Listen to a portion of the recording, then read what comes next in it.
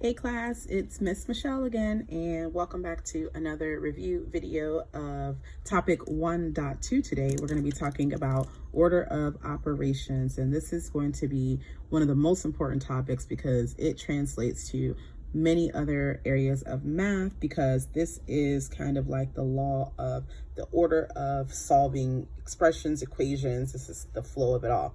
So I want to make sure that this concept is definitely something that you pay close attention to and that you also practice.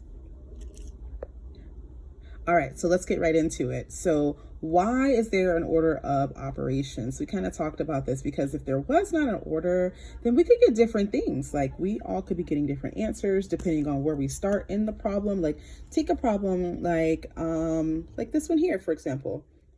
Take a problem like this. So we could all, if I started here, let's just show you how this would work.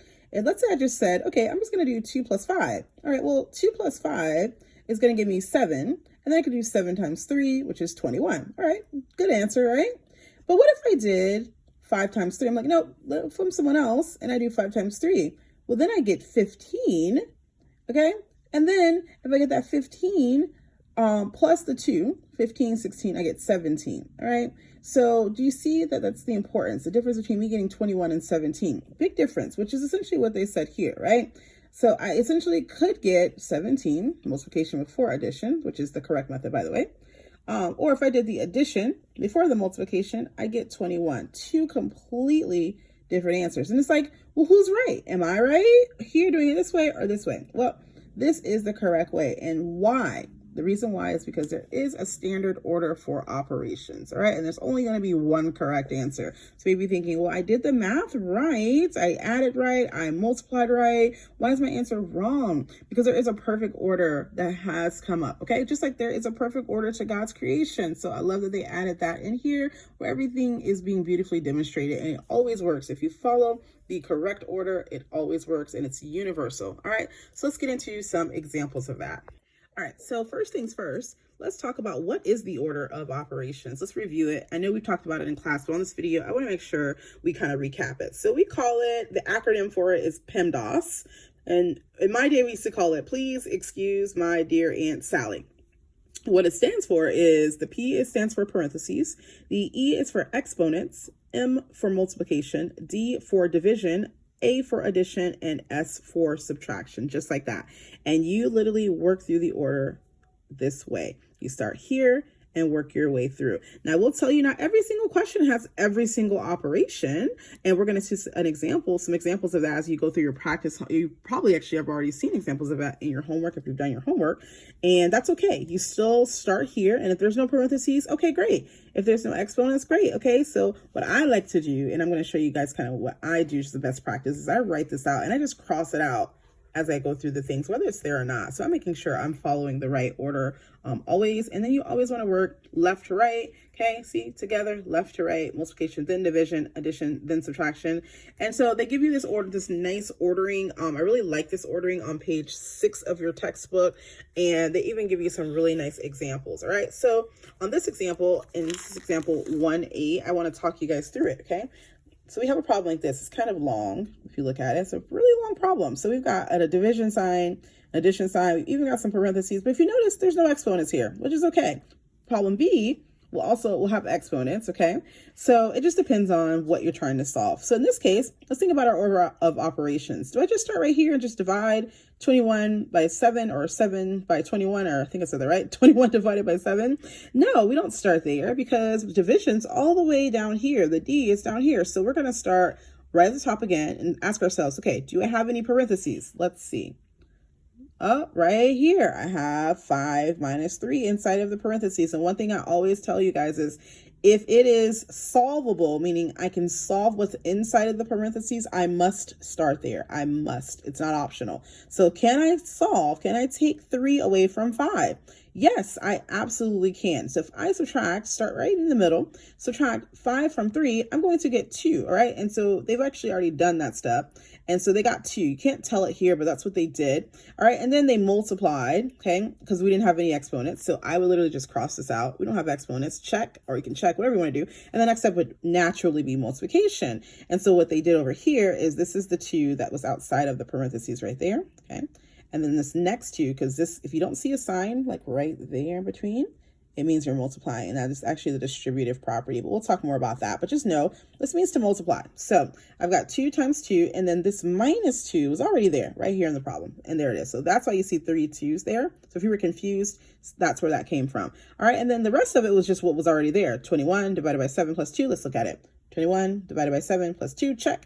All right, and then we just continue on. All right, so now here's our kind of new problem, if you will, because we are taking it one step at a time. So we've already checked off parentheses, checked off exponents. We've done some multiplication, but I noticed, actually, no, we haven't even done any multiplication. We've only done what's in parentheses. Now we're ready to do our multiplication stuff right here in the middle. So I have 2 times 2, and guess what? That equals 4. See that?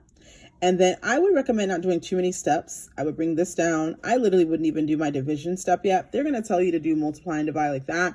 Sometimes you can get confused, so be very careful if you're doing 2 steps at once. I literally would have shown each of these steps just to make sure the process, we're not getting lost in it, because when you start to have really long problems, it can get confusing. All right, so I hope that makes sense. We'll do an example. I'm going to pause this video and flip over to an example. All right, so I am on page 8 and looking at practice 1.2, and we're actually going to do an example problem following our order of operations. So as a best practice, one thing I always like to do, I didn't write it because I wanted to demonstrate this, is I write PEMDAS right at the top for many different reasons. One reason is just to make sure I don't forget that's exactly what I need to do. And I'm going to give you guys kind of like a hint. A red flag is when you start to see all these mixtures of operations, because you may be thinking, well, how do I know when to use it? Well, how you know is when you start to see a whole bunch of different operations happening, okay? And you're like, wow, where do I start? Well, where you start is PEMDAS, all right? So I'm going to just write it there and watch what I mean as far as crossing as I go. All right, so this one's very, well, no, we've got an exponent here. So let's follow it through, okay? So the very first step is PEMDAS is parentheses. And again, if it's solvable, solve it out. So can I subtract 2 from 4? Absolutely. All right, so 4 minus 2, let's write it right here. Okay, it's just 2. Again, I like to show each and every step. I'm just going to do some rewriting. Okay, and guess what? I've done my P in PEMDAS. All right, next would be, do I have any exponents? Yes, there it is right there.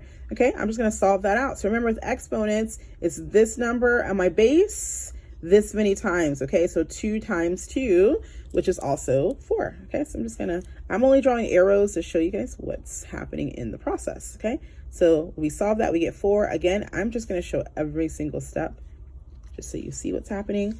Okay, I brought my 1 down, brought my plus down, solved this and got 4, brought my -3 down, or my -3 in this case. Okay, we'll be talking about negatives. All right, so then it's like I've got a plus and a minus. So which way do I go here? All right, well, let's see.